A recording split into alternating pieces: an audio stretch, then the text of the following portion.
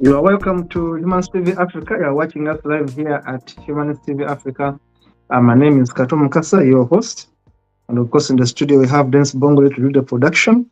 Humans TV Africa is a charity organization. We are registered as a charity, a non government organization, registered to do media work, especially on social media, sharing on matters that people don't normally talk about, but are so important to our survival as the human kind. So today, as it is every Saturday, we have experts on consumer rights, food safety issues, and of course, these experts are always with us each Saturday, and we talk about issues that affect us directly and indirectly. Today, we continue with our talk on food safety, and today we look at how food how unsafe food affect the environment and how all of us get affected. Then we look at way forward. How do we fix this lacuna in the situation? Of course, as usual, we have experts in Mr. Kimera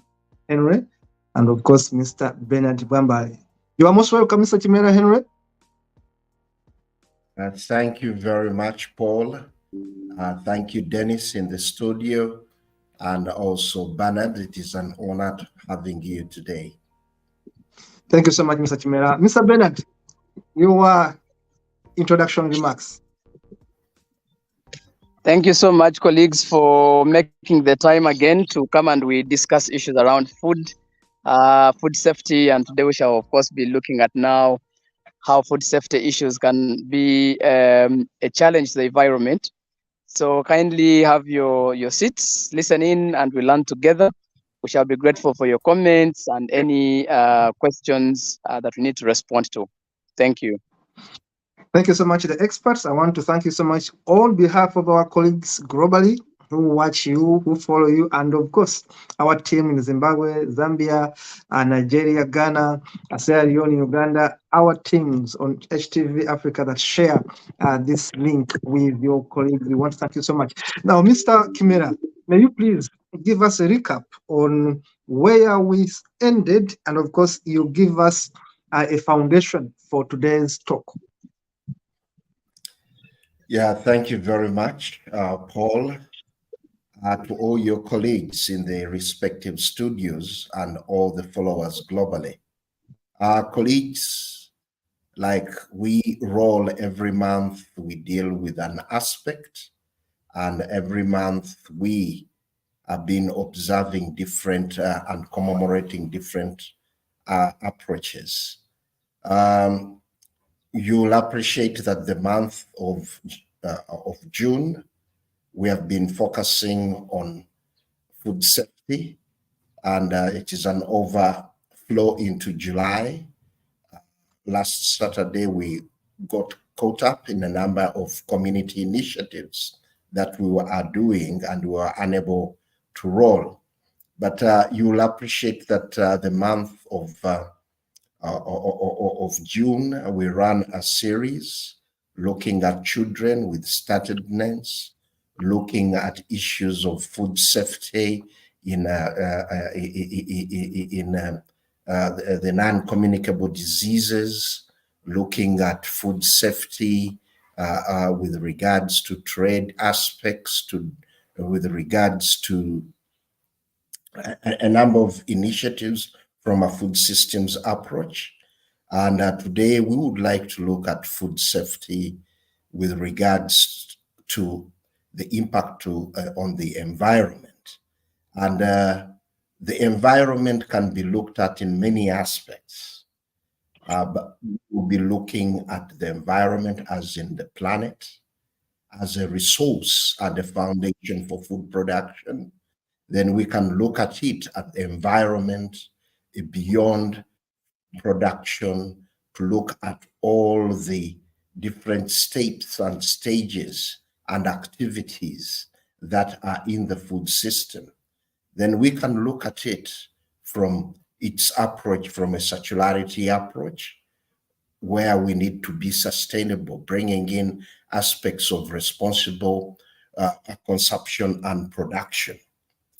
We will appreciate that aspects that we are faced with in different approaches, looking at the global setup, the UN agencies playing different roles, and different agencies make sure that every aspect uh, uh, has an interlocate or relates to each other, looking at the sustainable development goals, looking at the different initiatives, the different protocols, the different approaches that will make sure that we realize one planet.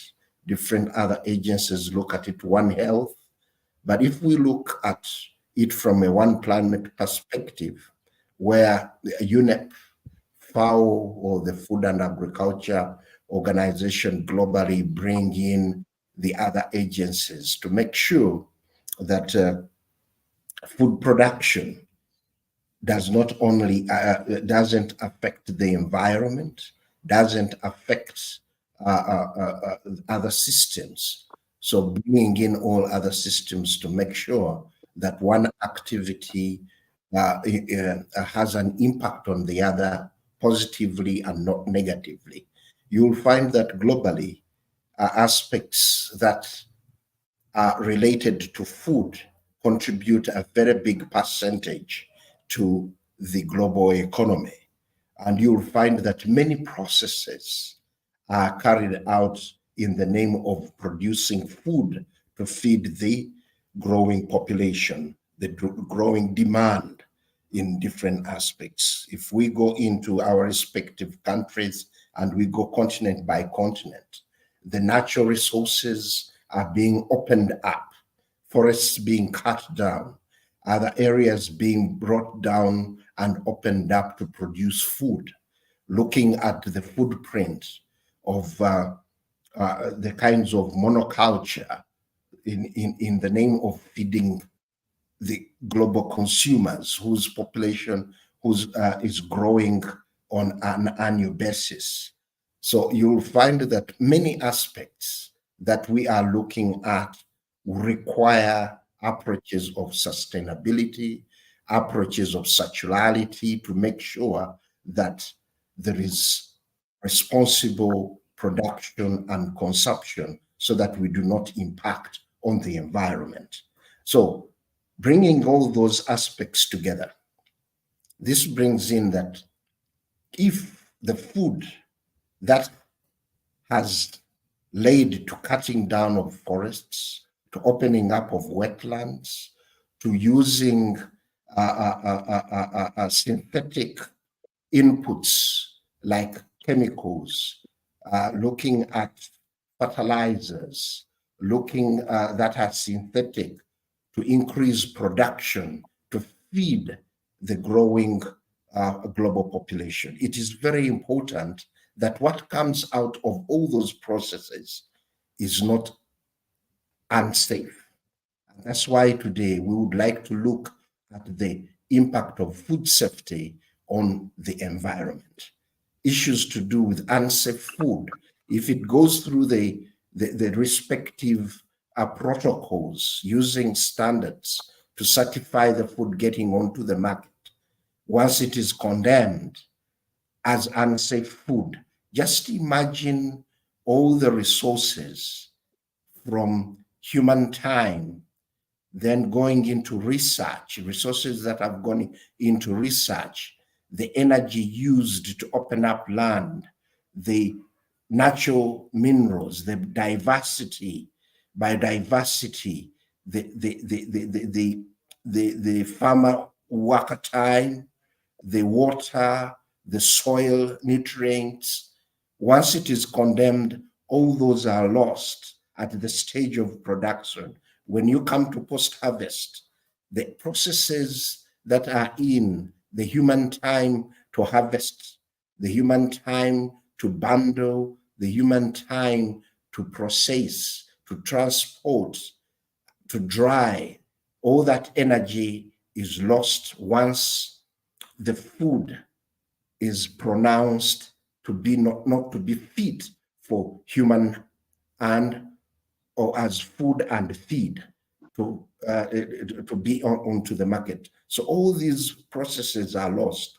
That's why we would like today to address the aspects of safe food and its impact, looking at the positive impact when food is safe and looking at the negative impact when food is unsafe. So when all this happens, endangering the environment, endangering the economy, and worse still, endangering the consumers who are the market. They at one time they are the market, but the other time they are the workforce that produces. They are the processors. So having healthy consumers who are eating safe food is a benefit to the global economy. It's a benefit to the global environment. It is a benefit with the quality of life of humanity globally. So the discussions that we need to look at need to be broad, not to only look inward at country, but we need to look at the region, the continent, and the global economy, so that we advocate to have responsible consumption and production, so that we impact positively on the planet we live in. We do not have planet B, we only have one planet. Irrespective of advances in science, irrespective of advances in technology approaches, irrespective of advances in academia and the aspects to mitigate climate change, irrespective of the resources. Once the human being, the consumer, is not healthy, the environment, the economies, and humanity is not healthy. So those are aspects that we wish to discuss today. And we thank you, the Humanist TV, for giving us this opportunity to talk to the global world. Thank you. Thank you so much, Mr. Chimera. That was a good one, and it's a good way to give us a foundation for today's show. Now, Mr. Bwambali, there you are. That's what docket right now. Let's look at how unsafe food affect our environment, because someone is going to be wondering, food is about matoke going bad. How does it affect my environment? I think it's simply going to make my soil much fertile. I mean, someone is going to talk about cassava. How is it going to affect my environment? How can unsafe food in reality affect our environment? Over to you, Mr. Bwambali. Thank you so much, Mr. Chimera, for introducing the show, and thank you very much, Kato, for the opportunity, and of course our colleague in the studio for ensuring that we are live and kicking. So, of course, as usual, we're going now to dive into some bit of science around food safety and the environment. But I think what is important now is for us to first look at what is this environment that we are talking about? What is it? What are we talking about here? And then later on, we can make solid linkages between food safety and then the different components of the environment. Now, when also you look at the environment, it's a broad word, but basically we are looking at what surrounds us. So what surrounds us is basically the air we breathe in, we have water bodies around, we have the soil. I mean, what is surrounding us? Now, when you look at what surrounds us, you will also note that there are three big things that the globe is struggling with. Currently, the globe is struggling with climate change. That is a very big issue that everybody across the globe is talking about. Secondly, we are talking about the disease burden, that actually currently the whole globe is miserably suffering with the burden of disease, especially in Africa. So the disease burden is very, very high. And as we've been talking about food safety, we realize that there are about over 200 diseases that are associated with consumption of unsafe food. So when they say that the disease burden is high, and you already have over 200 diseases that are actually associated with consumption of unsafe food, so you can really see that the burden is all surrounding food. And then thirdly, we now need to look at issues to do with if the disease burden is high and the climate change issues are high, we are not leaving out the aspect of hunger, that many countries in Africa are suffering from hunger. Many people actually go hungry without eating food. And we have also learned that over above 600 million people sleep hungry every single day. They have not eaten anything, but they're just hungry. They go to bed without anything. So when you compare those three things, you look at hunger, you look at the burden of foodborne diseases, and then you look at the burden of climate change, you realize that these three are actually on a rise at the same time, meaning that probably they have a linkage amongst each other. So if you're talking about hunger and you talk about climate change, you know there is a linkage that probably climate change is affecting production of food, and maybe that is one reason why people are sleeping hungry. And then when people start sleeping hungry, you start thinking about the disease burden that may come along with hunger and malnutrition and all that. So we need to put into context those three as we are discussing the subject of today. Now, let us now look at maybe one at a time. When you look at the environment itself, now I want to make quick relationships between food safety and different components of the environment.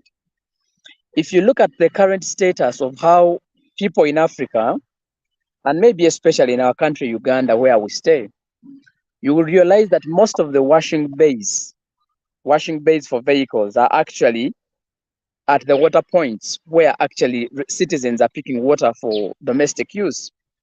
But you're also aware that vehicles are carrying a lot of chemical compounds, especially petroleum products. So every time you are washing a vehicle at the water source, this wastewater from your vehicle with petroleum products, certainly it goes back to the water which people are actually fetching to drink. But before we go to the people, these water bodies are actually having microorganisms. They also have animals. So, for example, you'll find that most of our lakes where people are washing their vehicles are actually inhabited by fish, and fish is food for humans. Now, the moment petroleum products and unworthy chemical compounds keep leaching into the water bodies, we keep on reducing the population of the animals in the water bodies. And that means that you'll find so much fish dying because of misuse of chemicals that actually go to the water bodies. If they don't die, the fish gets contaminated with these chemical compounds that are not supposed to be in the water bodies. So when fish gets contaminated, here comes another person now who would want to bring fish to the consumers, goes to the river or the lake and harvests. What is the nature of the fish that they are actually harvesting? This is contaminated fish. Now, there are two things that come in play. Either the fish die, which is already affecting the environment because the population of the environment keeps getting degraded, fish has died, and this is human food. And when this is human food, it means that the person consumes contaminated fish. So at the end of the day, you realize that the component of water, which is an environmental component, is getting contaminated, and everything in it gets contaminated. And at the end of the day, you may have a lot of fish die, and if they die and they're not recognized, that is the nuisance you keep smelling around different sites. So you find that you create a public nuisance from the environmental mismanagement just because you poisoned the fish. Now, that is an element of food safety. If you kept the fish safe, you wouldn't cause this kind of nuisance. Neither would you cause reduced population of fish in their habitats. So that is one thing that we could look around food safety and the environmental component of water. But also water being an environmental component and you pollute it, it means that every living organism that survives on this water becomes polluted or contaminated. And at the end of the day, they will go and feed on that, and you cause more death of other living organisms elsewhere. So it is very important that as you're dealing with food, you ensure that the environment in which the food is actually surviving is optimally kept safe. Two, if you look at the soil which is part of the environmental component, and by the way, soil is what feeds the world. I have always mentioned that if you're asked who feeds the world is fed by soil. because every kind of food that we eat on this planet is actually coming from the soil, whether processed or not, but the origin must have some bit of soil somewhere. Now, as people try to have larger amounts of production, they end up contaminating the soil. And we forget that actually the soil is already having microorganisms that are actually live and surviving in the soil. And there are these living organisms that actually clean up the air. They're the same microorganisms that lead to production of food, and they're the same microorganisms that actually even support humanity.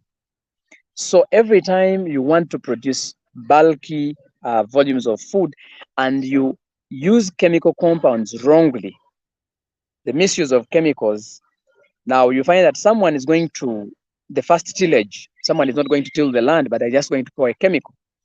Most of those chemicals penetrate the soil layers and kill or destroy the microorganisms that are actually supposed to be opening up the soil for aeration, for entry of water. These are microorganisms that live, stay in the soil, and they cause the aeration to happen in the soil. But here comes a process of you wanting to have too much food, you contaminate the soil, and then the microorganisms in the soil, all of them either die or relocate from that soil. And so you remain with soil which is actually not fertile. And because it is not fertile, you end up having to buy chemicals every season in and out. And that's why most of our farmers in Africa will keep claiming that the soil we have currently is not productive. And so they think that you have to add chemicals every now and then. Why? Because the chemicals that we've been using to have too much of the food have ended up, decolonizing the soil of the microorganisms. And these microorganisms, if the other time I asked you a question, if it rains in our olden days, you'd see tapeworms, you'd see a lot of worms coming out of the soil. Currently, you cannot see them. In the olden days, there were particular insects and particular worms that whenever it was coming to the season, you would see them coming out of the soil, and the elders would sense that, oh, you know what, rain is about to come. Currently, we don't have those organisms. Where have they gone? The chemicals have destroyed them. And of course, the moment these are part of the environment, they were playing a key role in the environment. They're the ones which were responsible for decomposition of what we don't need. What was like waste, they decompose them, and these are converted into manure. But now those converters, which would clean the environment, are no longer in place.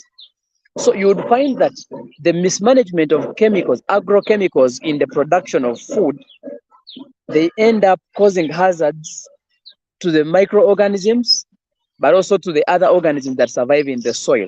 So that lowers the productivity, and it actually makes our environment unfit for human living, but also for other organisms to survive. So the misuse of chemicals is a very big issue when it comes to food safety, and then it ends up contaminating the environment, and then you end up now not having this harmonious living between the microorganisms in the soil. So that is another aspect that we talk about. The other aspect is about the air.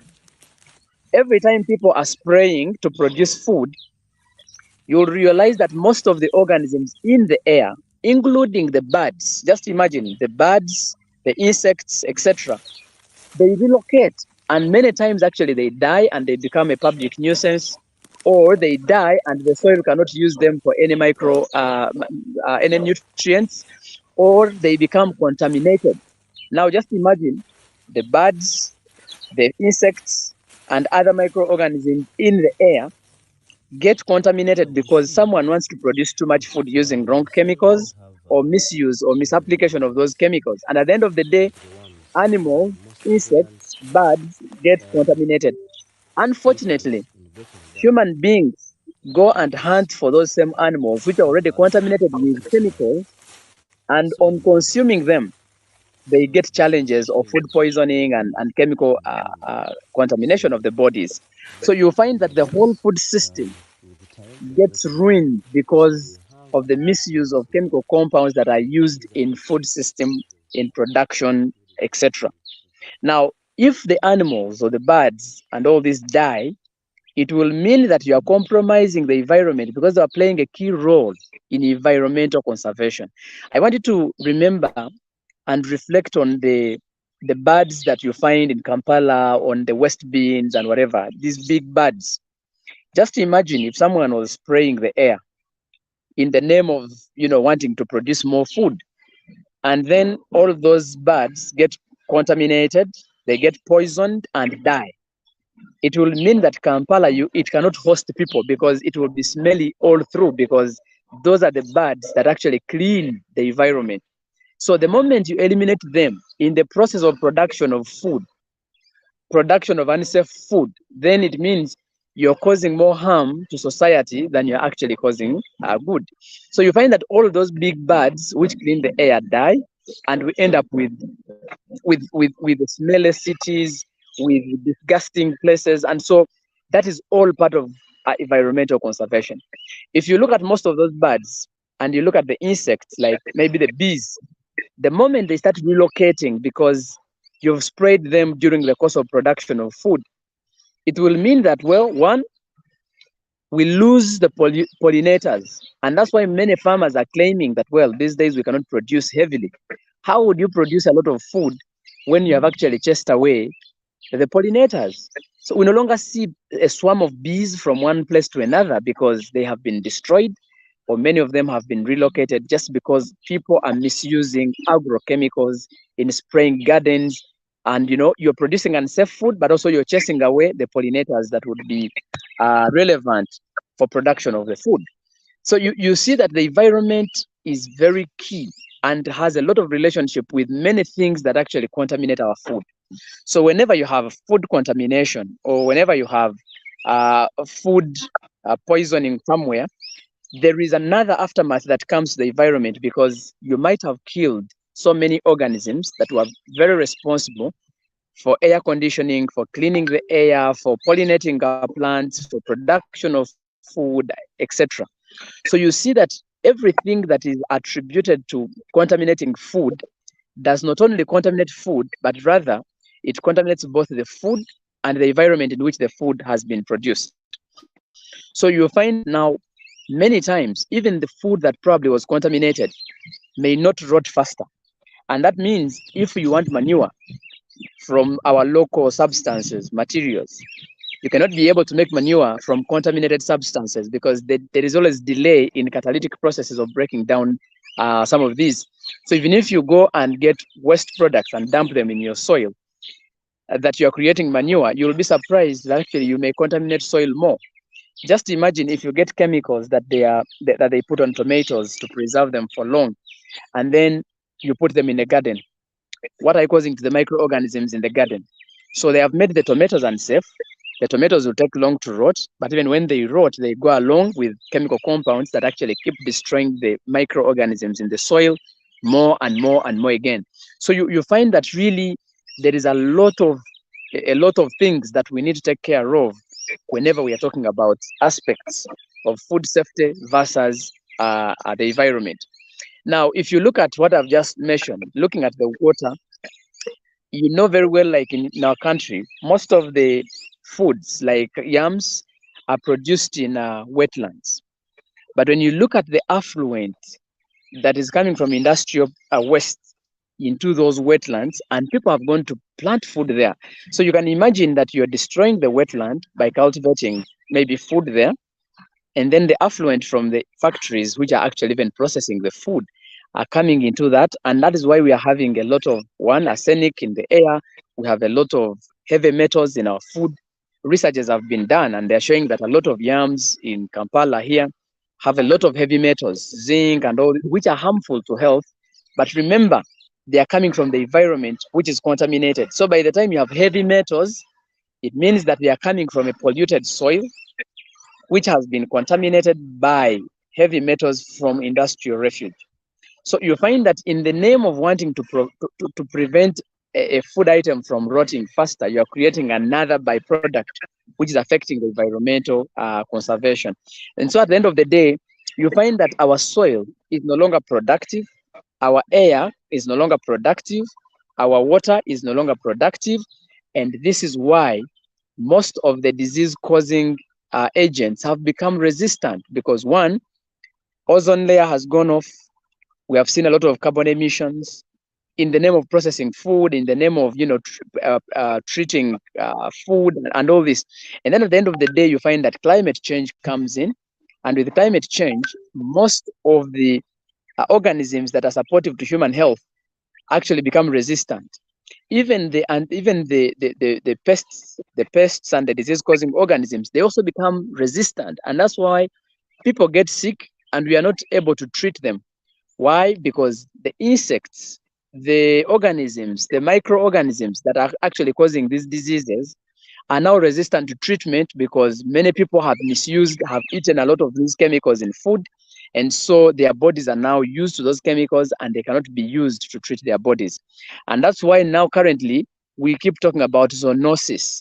The diseases that are coming from animals are now easily crossing to human beings, and those from human beings are now crossing easily to animals, just because the air, the environment is no longer safe because of the chemical compounds we use in making sure that our food becomes unsafe. So you will find that every time you are polluting food or you're contaminating food, you are actually contaminating both the food and the environment in which that food is coming from. Now, food is the one which is giving us life, and the environment is what is now propelling our life and the life of the food. So you realize that now at the end of the day, we are at crossroads. The environment cannot support us, and our bodies cannot support us, and the food that is coming from a contaminated environment cannot support human life. So at the end of the day, we end up now being miserable, and we end up now in this total mess that we talked about. So you'll expect a lot of hunger even when people are eating. You'll expect a lot of malnutrition even when people are eating. You'll expect a lot of non-communicable diseases. You'll expect a lot of death. You'll expect a lot of climate change, and you'll expect so many wrong things happening just because the food is being produced wrongly. So, ladies and gentlemen, as we discuss this subject, these are some of the preliminary things that I thought that they could categorize us, and then we can be able now to build up a case based on this kind of presentation. And of course, now I will call upon maybe Henry or Kato to build on that, as then I can wind up with what I think government is supposed to do to improve the status quo. Thank you. Thank you so much, Mr. Wamba. Now, it was an education there you shared with our viewers. Of course, you related environment and the unsafe food. Basically, whoever is watching, when you talk about environment, we talk about living things and non-living things and how they affect us. The biotic nature, the natural world, basically. We talk about forests, our water bodies, we talk about our soils, all these things form what we call the environment. It's a big, big thing. So when you talk about food and we talk about unsafe food and how it affects the environment, then we know that whatever is about environment dictates how we live our lives. For example, Mr. Kimera and of course Mr. Bambale there, I talked about chemicals. If we keep on spraying our food, our tomatoes, our cabbages, our fruits of whatever nature, and then we eat them, we are diseased because of the chemicals, but also the soils that are becoming less and less productive are affected.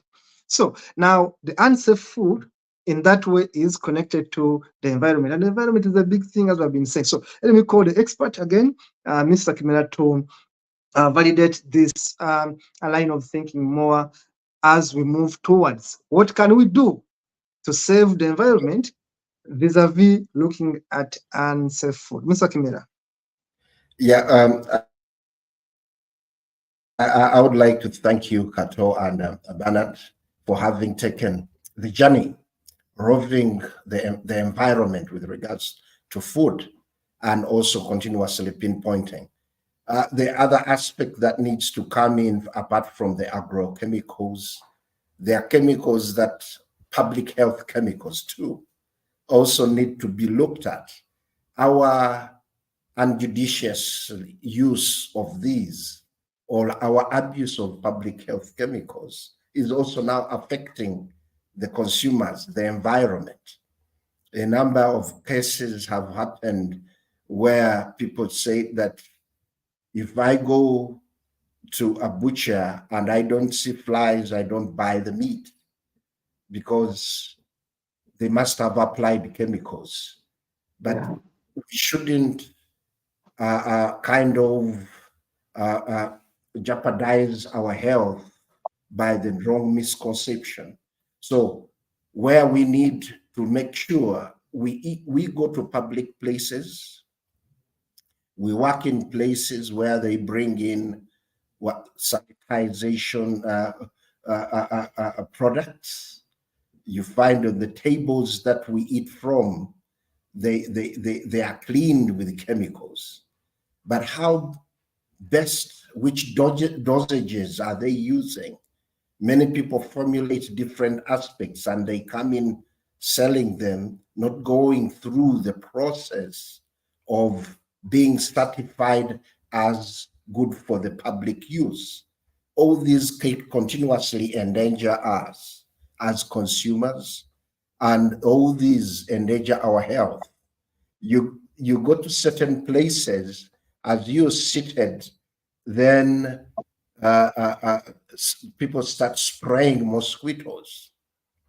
I was at one hotel one time, we were seated, the person who was spraying in the name of our safety, with him, he was well protected.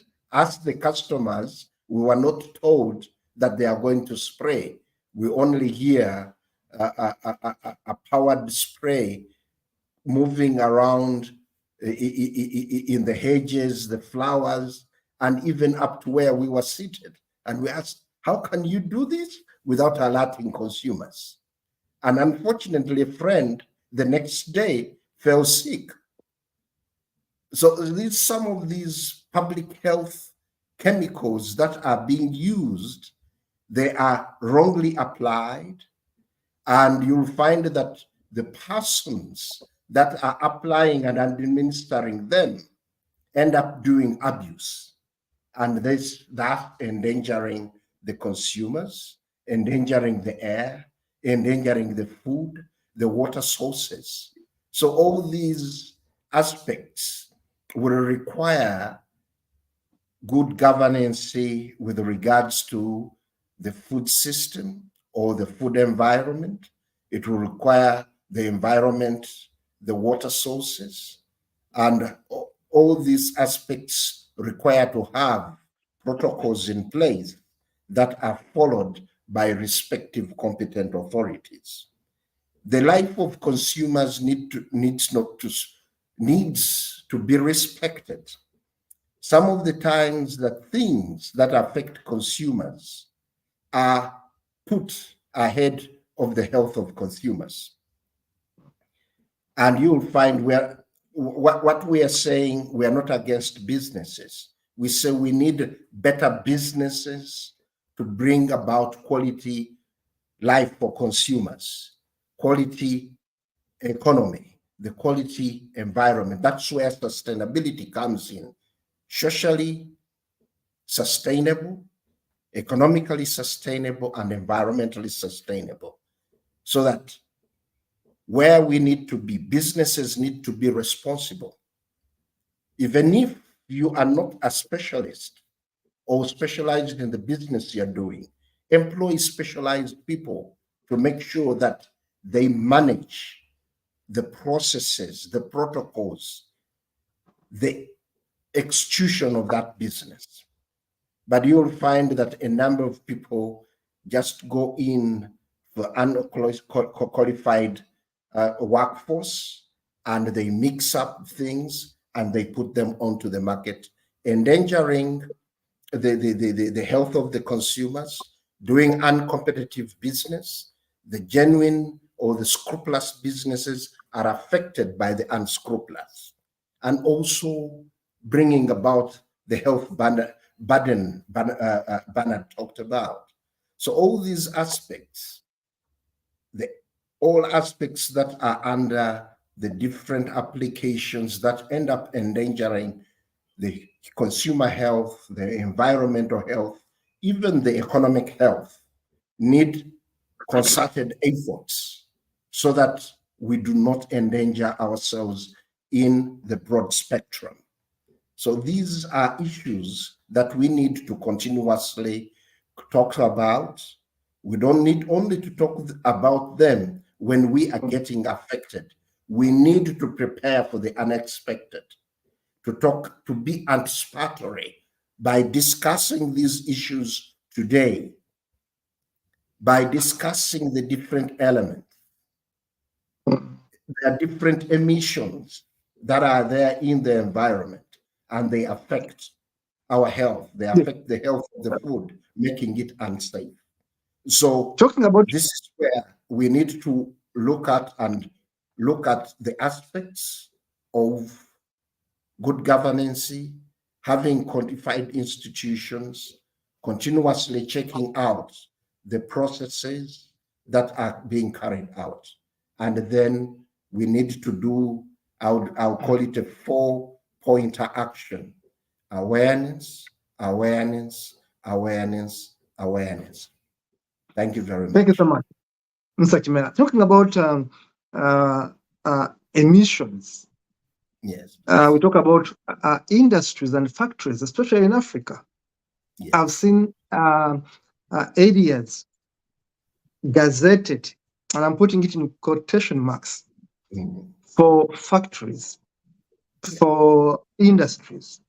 But the waste product from these factories, the waste product from these industries are removed and powered into rivers within the country, into lakes, into water bodies, into streams. And then this water ends up in the homesteads, in the gardens, destroying lives. I've seen how dangerous these emissions are, for example, in Uganda. I've seen how the Namave area is affecting the surrounding areas. In fact, there's a place, as you drive towards Namave, there is a place where you cannot drive without putting on a mask on your nose because it is smelling, and has been smelling for years. I'm talking about Uganda. Now, these are issues that the government overlooks, but also the actors in one way or another, because these industries are there, the investors are there, are known, and they continue powering these hazardous waste products into our water bodies, onto our soils, onto our dumping sites, and these all affect the food safety itself, because the aeration is also poisoned. Talk about a person who was clearing your hotel or your restaurant where you are, and maliciously they do that. You gave the example of people in Uganda having a misconception that if meat has no flies, it means it's poisoned. I mean, elsewhere, I've seen meat that is clean. Naturally, there shouldn't be flies, because again, a fly is an indication of, yes, that maybe there's no toxication on this, but again, of darkness in the area. So these are issues we need to talk about so that people are rid of the misconceptions that meat must be clear of the flies. But again, it shouldn't be infected. It shouldn't be with formalin. I think it's called formalin, whatever it is. Now, going back to the expert, Mr. Wambale, as we wind up the show, we have 14 minutes to go. Let me just put in something very quickly. Please, Mr. Kimera, come in and then we'll go back to Mr. Wambale. You look at the way garbage is dumped right opposite Ambole on the railway line. And I asked myself, and their local authorities, in a railway line on both sides becomes a dumping area. Yeah. And all this, then below, there are yams. So the whole area, you know, and you ask yourself, where is community governance? Yeah. Where is local government governance? So these are some of the challenging things that Very, very challenging. Yes, please. Either Thank you. the government doesn't actually care, but also the activists, the community activists, because we're supposed to have people in the community that mind about their health. Otherwise, Mr. Wambale, over to you. We are looking for ways of how do we handle these challenges of environmental destruction when all of us actually are watching. Mr. Bernard Wambale, over to you. Thank you. Thank you so much, colleagues, for, every time we discuss these subjects, they look new and you feel like, I think we haven't done enough yet. Now, I want to bring to our attention that every organism in the environment was made for a purpose. And without it, without that organism, there will be a problem. And that's why for us in science, we used to have words like natural selection. Natural selection meaning that an animal will die when it's supposed to die. Naturally, it will go and another one has come. But it wasn't like you have to eliminate. No, it will just go on its own when the environment is balancing its own equations. Now, in the name of people wanting to produce bulky food, this is where trouble came from. I also want to bring to our attention that when, for example, an animal is contaminated by something, let us say maybe it has a chemical or something, remember this animal is food to another animal. Just like you can imagine a cow. A cow is an animal and a human being is an animal. So if a cow, which is part of the animals in the environment, if it has a poisonous chemical compound in it and is slaughtered, it is going to be food for human beings or other microorganisms. Now, if a human being then consumed a contaminated animal, the human being also gets contaminated.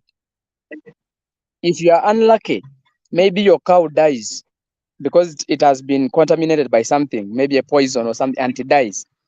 Even those small insects that will feed on a contaminated cow will also get sick. So this is how unsafe food affects everybody along the chain. So you cannot say that, okay, this is a cow, it was what, but it is going to be eaten by a human being. If it is not eaten by a human being, it will be eaten by another organism. And each of those organisms that will feed on it will have shared on the poison that's consumed.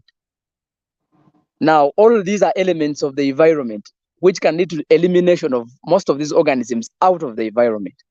And every time organisms are eliminated from the environment, you are causing a gap to environmental conservation. The only challenge, if you look at our authorities, maybe let us use an example of NEMA here in Uganda, the National Environmental, whatever, they have a challenge. For them, they are looking at who is constructing in a wetland, but they're not looking at who is contaminating the wetland, because the wetland has a lot of microorganisms, a lot of life there. And it is that life in those wetlands that actually sustains other beings. So if you look at the construction and you leave who is pouring affluent from a factory into a wetland, that one is not tampered with. There is a problem. So all in all, we need to create as much awareness as possible to make sure that our community members demand for what belongs to them. And actually, because the animals cannot demand, it is us human beings that we demand on behalf of ourselves, but also the organisms that sustain us. People have never known that human beings survive because bees, wasps, microorganisms exist. Actually, if those things were not there, we wouldn't survive. Just imagine if the bees were not there, if the birds were not there, and we're only the human beings, who would pollinate our food? Who would clean the environment? In the night as we are sleeping, the maristops, these big birds, they are out there eating sewage and all these tomatoes that are rotten and all. They are cleaning. In the morning, we wake up and the environment is clean because of them. If they were not there, we would have died long time ago. Actually, you would not even sleep in your house for a day if those organisms weren't there.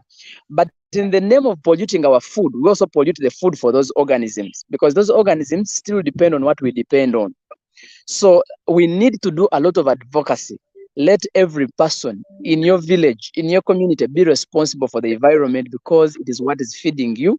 It is what is making you live where you are living. It is the environment that is sustaining your entire livelihood. That is one. Let us do a lot of advocacy and awareness. Number two, we have a challenge with governance in most of these countries. Governance issues are really a big problem. The other time I was asked a question. You've elected the LC1 or LC2, local council 3. Where do they go for training? Where do they go for capacity building? Because we are learning that actually most of our leaders, they don't know. So they lead us without knowledge. So like this is a new concept. The person cannot know that is because of environmental conservation that humanity is surviving. So if you're a leader of human beings in a particular area, you are not only leading human beings, you are leading everything in the environment where you stay. That should be something that we need to think about quickly. Now, the leaders we have currently are not interested in knowing how the environment is. They are not bothered about educating their people on how to handle the environment. They are bothered more about investors who are coming to distort their area. So instead of getting bothered about which kind of investment do we put in which area to promote, people's health and people's well-being, leaders are interested in a person who's coming to employ 1,000 people. But why would you employ 1,000 people and they get sick and all the money you've been paying them goes to medical care? So I think the issue of governance, our leaders should be taken to class to understand the basics of public health, food, environment, management of food and all this. They should be in the know so that they lead people with knowledge. What I'm discovering is that most of our leaders are leading us out of, like you lead without knowing. You're just leading a few components of, okay, how do we handle the economy? You forget where the economy is getting polluted from. So I think that is something we need to do as quickly as possible.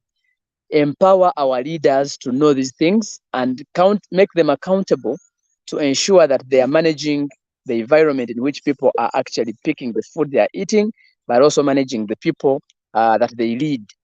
And then also, we need also to look at the private sector. How do we make the private sector interested in the subject of food and environment at the same time?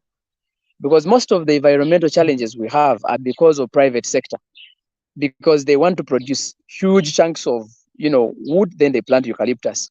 They want to maybe produce huge kind of food and then they cut all the trees, they dry all the wetlands, to create something that cannot add value to society. Now, how do we bring private sector to understand the basics around nutrition, food systems, environment, and how do they understand the basic linkage between all these elements? I think that would be another advocacy agenda. How do we bring private sector to appreciate food systems and environmental systems and their association? Otherwise, people who give private sector money, these are the consumers, are going to die before they provide the money. So whereas we are looking for resources to build countries and all this, we shouldn't forget the consumer who is actually the one providing the money for governments to grow and for private sector to get more money. Lastly, issues of regulations. Where is the law? How are we enforcing the law? Actually, if I got an open check, I can never request money to come up with a policy in my country, because we have millions of thousands of policies which are redundant on the shelf and others have never been printed. They are still on computers of some people, but they are in force. The question is, who is enforcing them? Who knows them? That is another challenge. When the law is passed, how many consumers, how many community members come to know about that policy? How many of us even understand that there is an environmental policy? How many of us know that there is a food safety regulation or something? Consumers don't know these things even when they exist. If the consumers would know them, probably they would demand from the regulators. But the regulators know these things and they are keeping them to themselves.